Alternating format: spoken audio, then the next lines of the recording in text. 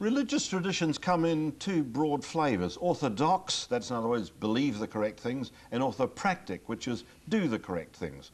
Christianity is an example of the first, and Judaism of the second. Stephen, you suggested that Buddhism should be more about doing than in holding particular beliefs. I think that's the burden really of your book. Yes. Yeah. I feel that's to be very much the case. I mean, Buddhism, as presented in the West, is often presented as a set of beliefs, as a set of views, a set of Buddhists believe this, Buddhists believe that. Of course, there is an emphasis on practice, but I feel somehow that needs to be more firmly focused, that this doing of Buddhism is actually what makes the difference. Of course, for Buddhists, this doing is very much to do, in the first instance, with an actual reworking of the structure of one's own sense of perception, of consciousness, of meditation, of awareness, of mindfulness. It's a transformation of the mind that then becomes the basis for a transformation in how we speak and how we act and how we behave in the world. So you couldn't be an armchair Buddhist of sort of believing it in the head but not doing anything about it. That would be a contradiction. I would feel that to be a contradiction in terms, I'm much taken with the story of the arrow. Can you just unpack that one a little for us? Tell us briefly. Well, Buddha gave this example of a person who had been hypothetically wounded by an arrow, and he asks his disciples, now what would you think if that person were to say, I'm not going to let that arrow be taken out unless I know the name of the man who shot it, his height, his caste, whether the arrow was pointed or barbed or curved or whatever. And the disciples say, well, that would be crazy. And the Buddha says, likewise, if you were only to follow what I say when you know whether the world is permanent or impermanent, finite or infinite, and whether the soul is the same as the body or different from the body, and you were to not, as it were, put into practice what I teach, you would be just like that man with that arrow. So the point, therefore, is to actually do something about removing the arrow of one's own discontent and the sources of that discontent that lie. So that's to steer you again away from a theoretical approach to Buddhism, and I guess to religion in general, and towards doing something about it. Exactly. You were much attracted to the writings of Nagarjuna. He was a 2nd century Indian monk. He's usually rated as the second most important figure in Buddhism, I think. That's right. Your book, Verses from the Centre, is a translation of some of his verses.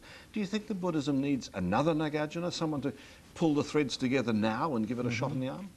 Well, each time Buddhism has found it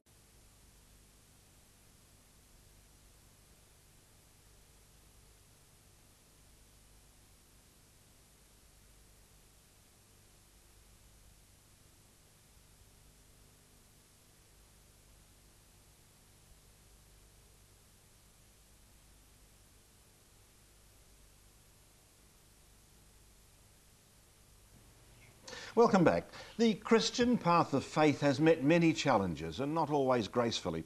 It eventually came to terms with the new cosmology of Galileo, the new biology of Darwin, and the explanations for human behaviour that depend on acknowledging a subconscious self. But until very recently, it's been very standoffish about other paths of faith. But we see signs of some accommodations, and though it seems strange at first, Buddhism is one such accommodation that's proving to be quite congenial. Stephen, what does Buddhism have to say to Christianity? I think perhaps what Buddhism offers to Christians, let's say, is a form of spiritual practice that I think may have existed in earlier times in the Christian church, particularly, say, in monastic traditions. A form of practice that actually has to do with working on the very nature of the quality of your consciousness.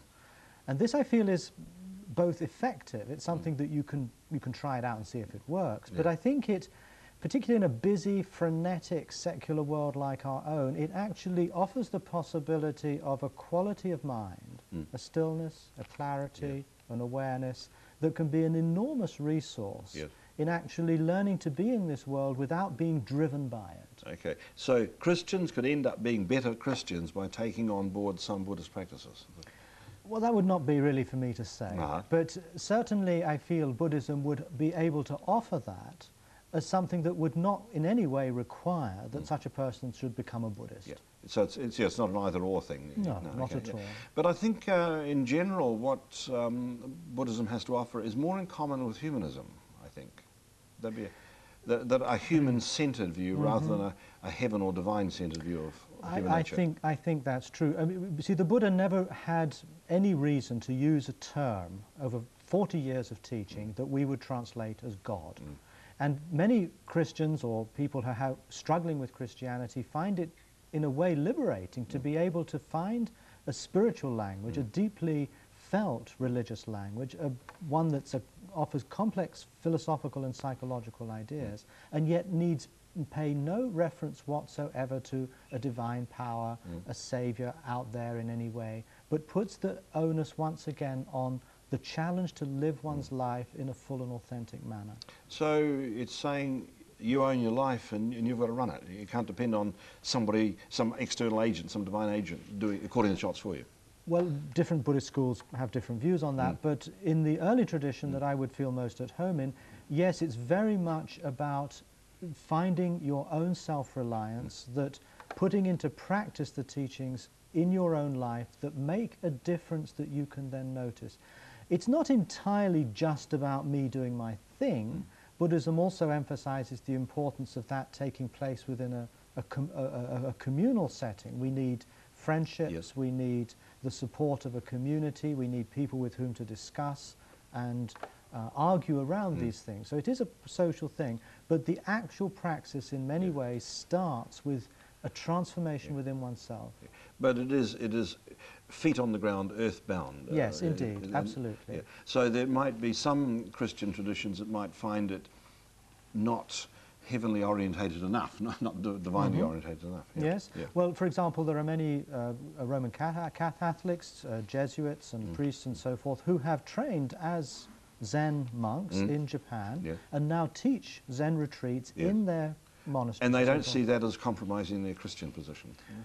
Well, the Vatican does. Yes, But they don't. Okay. I mean, there's a struggle within the church around this. But no, they see actually Buddhist meditation as being able to bring one to the state of calm and stillness within which one can then turn to Christ in a fuller and deeper way. Okay, right. So but in confronting the West, Buddhism has a patchy record, I think, in dealing with modernity. But now the West itself has gone soft on modernism. It's going postmodernist. Yeah. Ironically, Buddhism, a system built on impermanence, seems to have got there first. so has Buddhism, as it were, figured out the postmodernism was coming and arrived there first? Well, Buddhism certainly has always had a suspicion of ideology, a suspicion of orthodoxy, a recognition that as soon as you try to congeal anything into a fixed and final theory, you are liable to actually start missing the very point of what that theory was meant to address.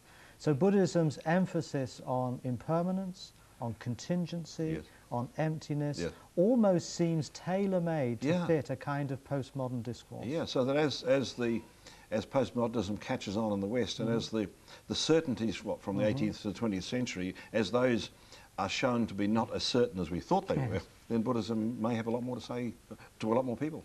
I think it does, but of course Buddhism is also caught in a strange kind of catch-22 itself. In other words, that Buddhism proclaims impermanence and contingency and emptiness for everything, but often not Buddhism itself. Okay. Buddhists are reluctant to apply those qualities to Buddhism, to their tradition. They're often very convinced that this is in fact the final and the ultimate reading and interpretation of the world. I think postmodernists suffer the same problem too, that they're accused of setting up the same kind of system that they're trying to pull down. Exactly, yes. Does Buddhism implicitly disapprove of much of what's characteristic of the West? I was thinking of our frenetic activity, our jealous concern for the rights of the individual, Declaration of Human Rights and so on, our acquisition of assets and so on. It seems to me that Buddhism has an implicit criticism of that. Buddhism is concerned primarily with making us see the consequences of acting in a selfish, unkind way, both to ourselves and to others. And I think acquisitiveness, believing that you can somehow find meaning in life just through the possession of things, believing that somehow you can only get what you want by expending huge amounts of energy frenetically running around. These are points the Buddha critiqued 2,500 years ago. But other aspects, I feel, for example, human rights, the value of the individual, this is something I think Buddhism needs to take on board. Buddhism, if anything, does not have a particularly good record in terms of, say, social equality, Yeah. social justice, Yes. and all of these things. And this, I think, is where Buddhism can learn Yes, from I think if the we want West. to crow about the West, I mean, you can talk about its material gains, and perhaps some of those are problematic, Yeah. but you can talk about the development of human rights, which is a Yes. peculiarly Western thing from, what, the Enlightenment onwards. But does the centrality of the conscious thinking individual, does that conflict with the not-self doctrine of Buddhism?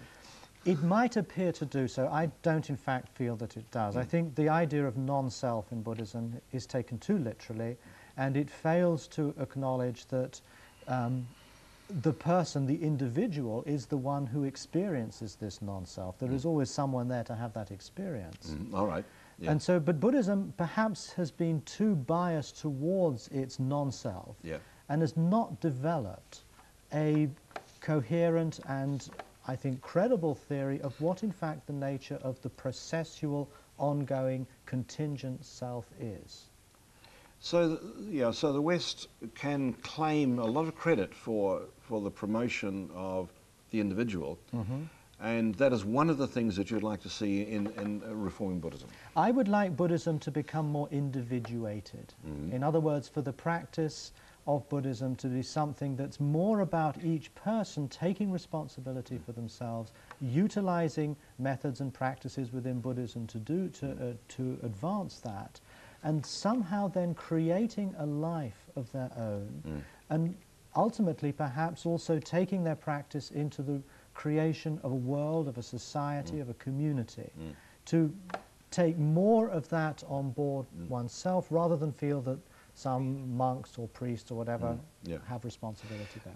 Looking back over where we've gone so far, and a lot of the things that you've written, I get the impression that we can take something like religious clothing as an example, that there are now many religious groups, Western and Eastern, so, that are wearing garments that were the garments of the day. I'm thinking of the Amish in the United States who still go around wearing 16th century clothing. That seems to be a good metaphor for accidental historical things that get swept into a cultural stream and then set in concrete in that stream. Yes. Yeah. And I think you see a lot of the reforms that Buddhism would profit by as being removal of things like that.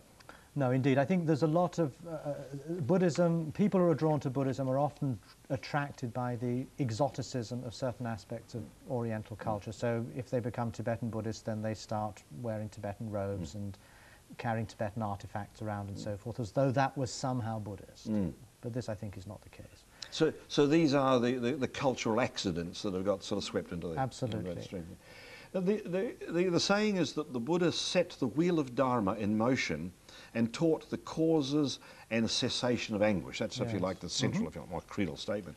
Is that an end in itself? Having figured out what causes the anguish and then got rid of it, are you home and hosed, or then does that set you off to do more things from that point onwards? No, I mean, in classical Buddhism, the understanding is that when one reaches a point where one momentarily, perhaps, experiences the stopping of that craving, the stopping of that attachment, a kind of emptiness, if you wish, that is not the end of the path, but that is actually the beginning.